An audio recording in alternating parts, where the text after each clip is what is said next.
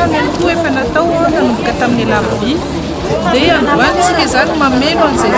fisizarana izay ihany koa fa ny olona indray ny tonga eto amin'ny fokontany Andranomena Sambohidro dia ny tokantrano tsirairay zany mahazo an'ilay Covid organique izay karakaraina isa-tokantrano ho an'ny fianakaviana mihitsy izy ity mandritra ny herinandro dia efa mazava tsara ao anatiny eo ny fomba fisotro ny fomba fikarakarana anazy dia nampiarahana izay arotava anankitelo ihany koa isaky ny tokantrano zany izaraina ny tsara verina amintsika fotsiny ngamba ny hoe amin'ny latsinainy fito amby roapolo avril dia tsy maintsy manao arivava daholo ny mivoaka ny trano.